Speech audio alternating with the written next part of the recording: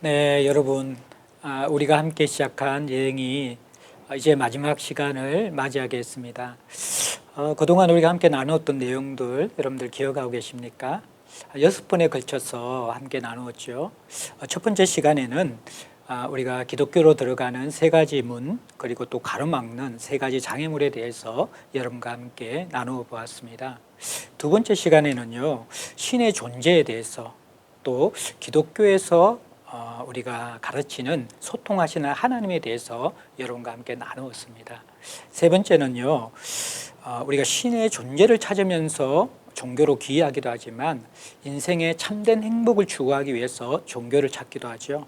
그래서 보통 인간들이 추구하는 행복과 그리고 하나님이 주실 수 있는 참된 행복에 대해서 세 번째 만남에서 다루었습니다. 네 번째 만남에서는요, 하나님이 원래 창조하신 아름다운 세상의 모습, 그 모습에 대해서 나누었습니다. 그리고 다섯 번째 시간에는 이 아름다운 세상이 왜 깨지고 망가지게 되었는가, 그리고 그 이유가 무엇인가 여러분과 함께 생각해 보았죠. 그리고 여섯 번째 우리가 시간에는 하나님께서 이 깨어진 세상을 해결하기 위해서 내신 대책인 예수 그리스도, 그리고 그 예수 그리스도의 구원의 사랑의 초대에 대한 우리의 인격적인 반응에 대해서 살펴보았고, 거기에 대해서 우리는 한 5가지 정도로 반응할 수 있다, 그렇게 나누어 보았습니다. 여러분, 지난 시간에 여러분들 어떤 반응을 하셨나요? 아마 지금의 이 만남을 가지고 있는 분들은 대부분 긍정적인 반응을 하지 않았을까 생각합니다. 그래도 혹시라도 거절하신 분, 괜찮습니다. 용기 있게 결단하신 것이죠. 하지만 여러분 인생에 정말 이 중요한 문제, 세상이 깨어져 있고 또 우리가 아픈 삶을 살아가면서 이 복음 이야기가 다시 생각날 때가 있을 것입니다. 그때 한 번 더 여러분들이 진지하게 기회를 가지기를 간절히 부탁드립니다. 이제 크게 오늘은 두 반응에 대한 분들에 대해서 제가 좀 도움을 드리려고 합니다. 먼저는 탐구를 선택하신 분들, 지금 온전히 믿기에는 조금 더 시간이 필요하고 조금 더 알아가야 할 것 같아요, 이런 반응을 보이신 분들, 먼저 공감이 됩니다. 지난 시간도 말씀드렸지만 이것은 우리 인생의 혁명적인 사건입니다. 내 삶의 주인을 바꾸는 것이고, 지금까지 살아왔던 삶의 방향을 바꾸는 것이고, 가치를 바꾸는 것이고, 목적을 바꾸는 것이잖아요. 살아온 인생만큼 이것이 쉽지 않은 것이에요. 그런데 여러분들이 탐구를 선택했다라는 것은 계속 진실하게 또 용기 있게 다뤄가자, 그렇게 다짐한 거죠. 여러분들 참 그 용기와 또 그러한 자세에 먼저 공감하며 지지를 보냅니다. 아마 탐구하려는 이유가 우리가 고민해 보면요, 우리가 첫 시간에 다루었던 이 기독교의 초대에 들어갈 때에 가로막았던 세 가지 장애물과 아마 연관이 있을 수 있을 거예요. 첫 번째가 뭐였죠? 지적 장애물이었죠. 질문의 종류 또 고민의 종류가 깊고 다양합니다. 그래서 이 부분들 여러분들 잘 지혜롭게 다루시기를 부탁드립니다. 대부분 제가 복음을 전하다 보면요, 이 지적 질문들이, 많은 질문들이 공통적인 그런 요소들을 가지고 있습니다. 이런 부분들은 좋은 책도 있고 또 이 부분에 대한 짤막한 영상들도 찾아보면 있습니다. 여러분들 제가 여러분들 보는 영상 밑쪽에 자막, 영상에 자료들 링크를 올려놓을 테니까요, 그런 부분들 좀 보시면서 짧은 질문은 여러분들이 잘 이렇게 해결하고 그 다음 단계로 넘어갔으면 좋겠습니다. 근데 또 깊고 긴 시간이 걸리는 질문들이 있을 수 있습니다. 시간을 두고 천천히 다뤄야 하는데, 여러분들 말씀드린 것은 피조물인 인간이 하나님이 주시는 그 진리를 완벽하게 이해한다면 그것은 하나님의 진리가 아니지요. 여러분들이 내가 믿을 만큼의 진리를 발견했다면 믿은 후에 조금씩 알아가는 것, 이것도 지혜로운 방법일 수 있습니다. 두 번째 우리가 장애물이 되는 게 교인들과 교회에 대한 실망이죠. 이것이 여러분들 굉장히 아프게 하고 힘들게 하죠. 제가 첫 시간에도 말씀드렸지만 먼저 사과를 드리고요. 그러나 또 한면 기독교의 진리를 가지고 건강하게 또 아름답게 살아가는 그리스도인도 있고 공동체도 있다는 것을 여러분들에게 말씀드리고 싶어요. 아마 이 만남을 가지고 있는 분들은 여러분 주변에 좋은 그리스도인이 있기 때문에 이 기회가 왔을 거예요. 그렇다면 좋은 공동체도 있습니다. 여러분들 그러한 좋은 사람과 좋은 공동체를 통하여서 기독교에 대한 부정적인 이미지가 조금씩 지워지고 또 여러분들 결국에는 우리가 기독교의 본질, 기독교의 핵심 진리인 예수 그리스도에 집중하면서 알아가는 것, 이것이 여러분들이 기독교의 초대에 대해서 풍성하게 누리고 더 깊이 탐구하며 알아가는 데 도움이 될 수 있을 것입니다. 세 번째는 내가 경험하고 있는 삶의 고통의 문제. 왜 나만 이렇게 힘들고 사랑의 하나님이 계시다면 삶이 풀리지 않는가, 그 고민의 문제가 있을 수 있습니다. 고통의 문제는 어쩌면 성경이 가르치는 이 세상의 진단이 옳다라고 생각할 수도 있는 것이죠. 그리고 또 이 죄로 깨어진 세상에서 고통과 아픔이 있기 때문에 어쩌면 우리는 이것이 장애물이 되기도 하지만 우리의 문제를 해결해 줄 절대자를 찾는 디딤돌이 되기도 한다라는 것입니다. 그리고 여러분들이 기독교의 진리에 대해서 잠시 살펴보았지만 결국 하나님은 우리에게 고통을 주시려는 분이 아니라 고통은 우리의 죄 때문에 왔고 하나님은 우리의 죄 때문에 온 고통의 문제를 해결하시는 분, 그것도 자신이 직접 죽음을 통하여서 무조건적인 사랑을 주시면서 해결하시는 분이고 또 이 해결하신 분이 우리를 통하여서 교회를 통하여서 이 세상의 고통의 문제를 함께 해결해 가시려고 한다는 거예요. 이 부분들을 여러분들이 이해하게 될 때에 오히려 이 고통의 문제는 장애물이 될 수도 있지만 여러분들에게 디딤돌이 될 수도 있고 또 소망이 될 수도 있을 것입니다. 여러분들 이러한 이 장애물들을 제거하고 나서 조금 더 적극적으로 탐구의 자세로 나아갈 때 간단한 조언 세 가지 정도를 드리면요. 먼저 계속해서 진실한 추구를 해 나가기 원합니다. 종교를 선택한다는 것은, 기독교를 믿는다는 것은 마음의 위안을 받는 정도가 아니라고 말씀드렸죠. 삶의 주인과 가치와 방향을 바꾸는 것입니다. 그래서 계속해서 여러분들이 지적 호기심만이 아니라 또 어떠한 정서적 필요만이 아니라 더 본질적으로 삶의 주인을 바꾸고 가치를 바꾸고 목적을 바꾸는 그러한 자세로서 진지하게 탐구해 갔으면 좋겠습니다. 또 하나, 지난 시간도 말씀드렸지만 우리가 이 탐구 속에 다른 서적이나 나의 생각 속에 탐구하는 것은 길을 잃어버릴 수가 있습니다. 창조주이신 하나님이 우리를 만나주시고 자신을 드러내는 방법인 성경을 통해서 알아가는 것이 가장 건강하고 도움이 된다라는 것입니다. 그래서 여러분들 특별히 사복음서, 예수님 이야기하는 사복음서를 읽으시고 마가복음 처음 읽으시면 참 좋습니다. 예수님의 생애를 간략하게 또 아주 이렇게 요약해서 잘 기록하고 있고요. 또 조금 더 예수님에 대해서 알고 싶은 분들은 요한복음을 읽으면 좋습니다. 그 요한복음에 예수님 스스로가 자신이 누구인가 설명도 해주시고요.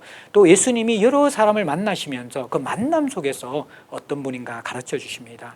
예수님을 알아가는 데 큰 도움을 줄 수 있는 성경 요한복음입니다. 그리고 혹시 여러분들이 세 번째로 지금까지 계속해서 알아가지만 충분한 동의가 되지 않고 결정이 힘든 그런 분들에게 다시 한번 조언을 드린다면, 특별히 그 가운데 교회를 오래 다니신 분들, 지적인 문제일까요? 이것이 인생의 주인을 바꾸는 문제는요, 지적인 문제보다도 어떤 의미에서는 본질적인 문제이고 영적인 문제입니다. 내 인생을 내가 계속 살아가고 싶은 회피가 아닌지 정직하게 돌아볼 필요가 있습니다. 이런 분들은 이제 예수 그리스도를 진정 영접했는가, 주인으로 받아들였는가를 깊이 생각해 보십시오. 이 부분을 정확하게 다루지 않고 탐구 생활을 또 이전에 교회 다니고 또 종교 생활을 하면서 계속 미루고 두는 것은 탐구의 여정이 끝나지 않을 것입니다.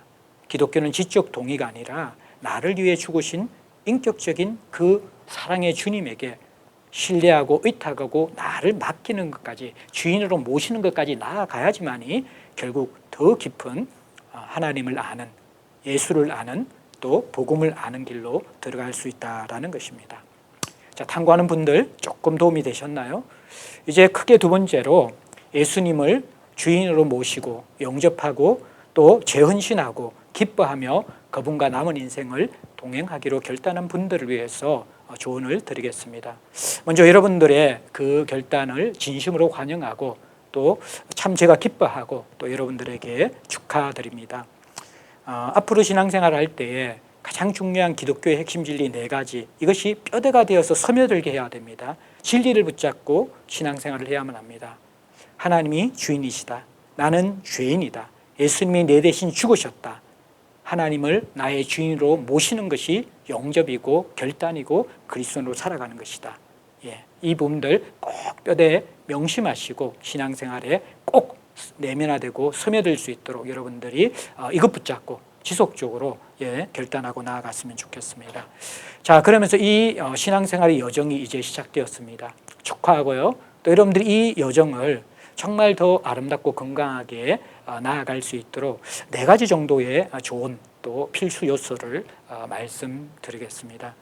먼저는 우리가 여행을 할 때 가장 중요한 게 지도이죠. 지도가 있으면 우리가 길을 잃지 않고 또 둘러가지 않고 또 정확하게 갈 수 있습니다.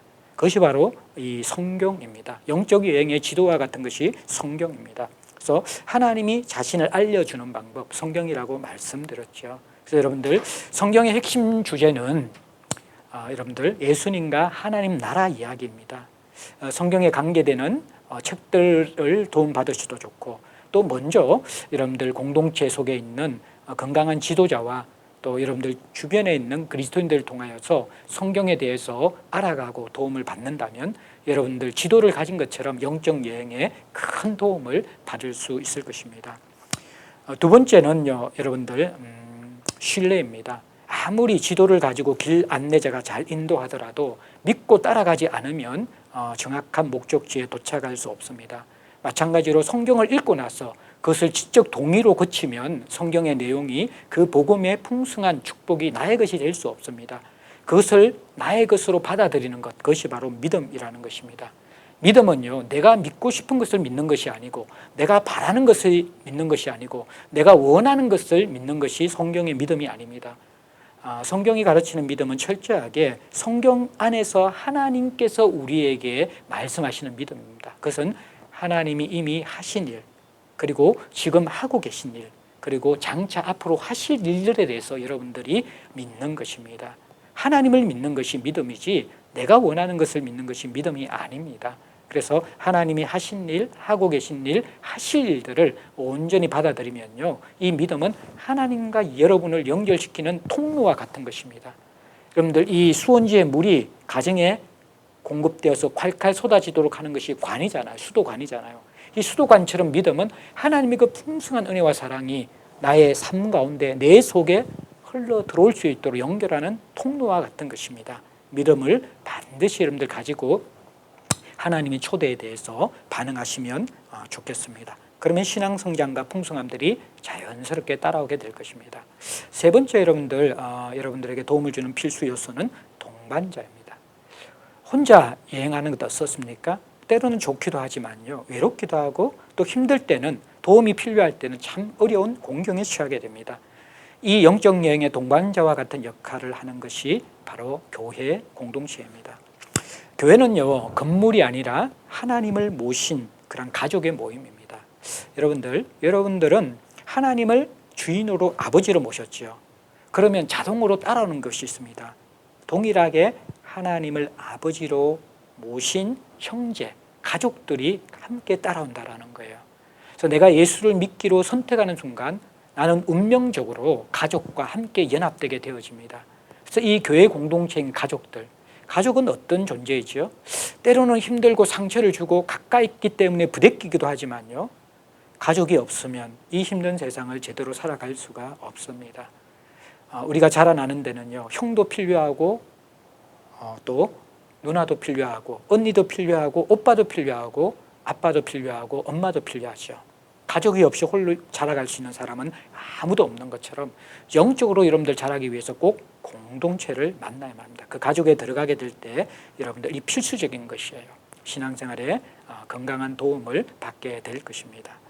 마지막 네 번째는 여러분들 이제 자라가는 그 영적 여정의 단계들에 대한 그림을 그리면 도움이 될 거예요. 이게 사람이 자라가는 것하고 유사한데 영적으로도 우리가 자라가는데 한 3단계 정도가 있습니다. 영적 아이의 단계가 있고요. 그 다음에 영적 청년의 단계가 있고요. 그 다음에 영적 부모의 단계가 있습니다. 영적 아이는요, 복음을 그 진리를 받아들이고 생명을 얻은 사람을 영적 아이라고 합니다. 복음으로 영적 생명을 가지고 탄생한 분들, 영적 아이입니다. 이분들에게 가장 중요한 것은 아이들에게는 부모의 사랑이 필요하죠. 마찬가지로 하나님의 사랑을 알고 누리는 것이 가장 중요합니다. 근데 이것은 스스로 하나님의 사랑을 알고 누리는데 아직까지 어리기 때문에 공동체의 영적인 여러분들 이 형들이, 누나들이, 언니들이, 오빠들이, 그리고 부모들이 세밀하게 이분들을 도우면서 하나님의 사랑을 공급해 줘야만 합니다. 사랑이 흘러 들어가야 영적 아이는 무럭무럭 자라날 수 있는 것이에요. 두 번째 단계에 있는 분들이 영적 청년입니다.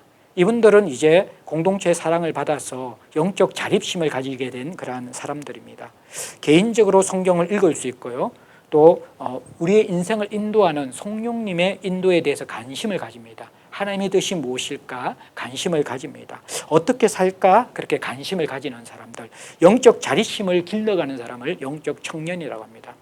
이분들은 교회 안에서 영적 동생을 잘 돌보는 역할을 해야만 하죠. 그리고 또 영적 부모가 너무 힘들지 않도록 부모를 또 위로하고 또 알아주고 또 함께 든든하게 지원해주는 역할, 영적 청년들이 하는 것입니다.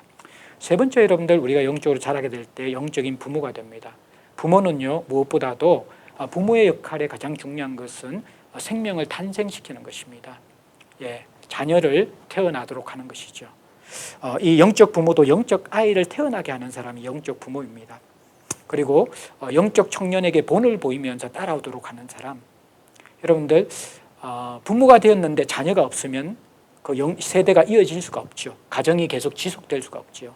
또 부모가 건강한 본을 보이지 않으면 자녀들이 부모의 건강한 사랑 속에서 자라날 수가 없습니다. 그래서 영적 부모는 무엇보다도 복음으로 생명을 낳을 수 있는 사람이 되어야 되고요. 그리고 그들을 사랑으로 잘 돌볼 수 있는 사람이 되어야 하고 또 본을 보여야만 합니다.